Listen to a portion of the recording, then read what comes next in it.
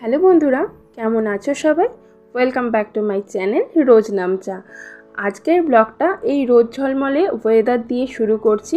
তাহলে চলো আজকে কি রেসিপি বানাবো দেখে নেওয়া যাক।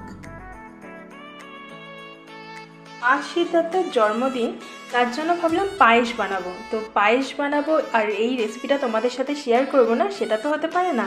তাহলে দেখে নাও কী কী নিয়েছি। এখানে নিয়েছি হচ্ছে গোবিন্দভোগ চাল, এখানে আছে পাউডার দুধ, এখানে লাগবে হচ্ছে কয়েকটা গোটা এলাচ আর তেজপাতা, এখানে আছে কাজু কিশমিশ, আর লাগবে হচ্ছে ঘি, আর এখানে নিয়ে নিয়েছি হচ্ছে আমুল গোল্ড দুধ। এটা আমি 1 লিটার দুধ দিয়ে করছি, তোমরা তোমাদের পরিমাণ মতো নিয়ে নেবে। আর এখানে আমি গুড়টাকে আগের থেকে মেল্ট করে রেখে দিয়েছিলাম। তাহলে চলো এবার রান্নাটাকে শুরু করি। গ্যাসটাকে অন করে আমি কড়াইটা বসিয়েও দিয়েছি।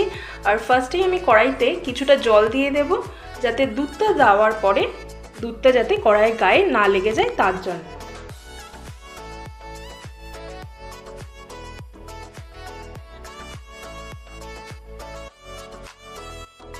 দুধটা আমার কড়াইতে দেওয়া হয়ে গেছে, এটাকে ভালো করে জাল দিয়ে নিই। আর যে তেজপাতাটা ছিল আর এলাচগুলো ছিল সেটাও আমি একসাথে এখন দিয়ে দেব, দিয়ে ভালো করে দুধটাকে ফুটিয়ে ঘন করে নেব। আর এলাচটাকে দেওয়ার সময় কিন্তু আমি ফাটিয়ে দিয়েছিলাম। গোবিন্দভোগ চালটাকে আমি হাত দিয়ে ভালো করে ঘষে নিয়েছি, আর ঘি দিয়ে আমি চালটাকে এখন কিছুক্ষণের জন্য মাখিয়ে রেখে দেব দুধটা জাল হতে হতে।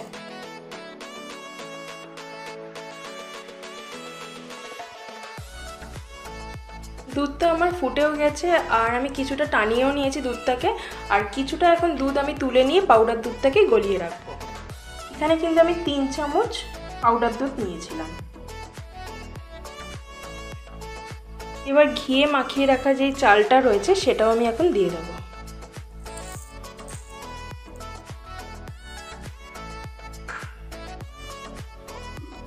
ঘি মাখানো চালটা দিলে এক হচ্ছে একটার সাথে আরেকটা চাল লেগে যাবে না, আর হচ্ছে সেন্টটাও কিন্তু খুব ভালো আসে।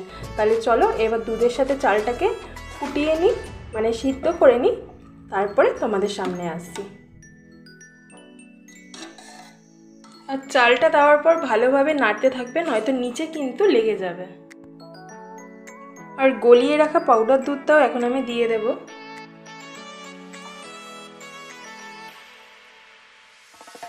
আচ্ছা, আরেকটা যেই কথাটা বলতে আমি ভুলে গেছি, 1 লিটার দুধে কিন্তু আমি 2 মুঠ চাল ব্যবহার করেছি।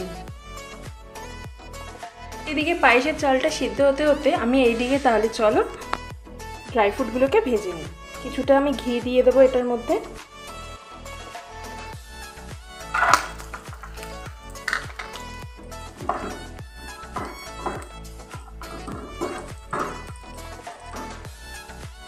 ড্রাই ফ্রুটগুলো আমার ভাজা হয়ে গেছে, এবার পায়েসের সাথে আমি পুরোটা মিশিয়ে দেবো ঘি সমেত।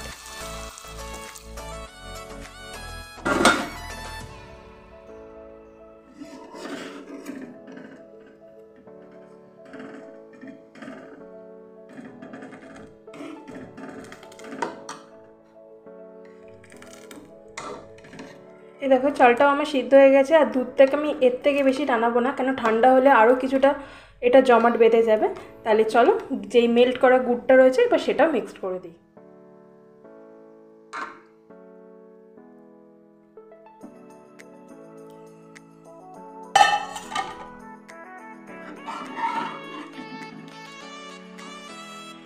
পায়েসটা আমার রেডি হয়ে গেছে, এদিকে গ্যাসও অফ করে দিয়েছি। তাহলে চলো একদম সার্ভ করে নিয়ে তোমাদের সামনে আসছি। এদিকে আমার পায়েসটাও রেডি হয়ে গেছে, আমি সার্ভও করে নিয়েছি। আর তোমরা তোমাদের কোনো অকেশানে এইভাবে একবার পায়েসটা বানিয়ে খেয়ে দেখো।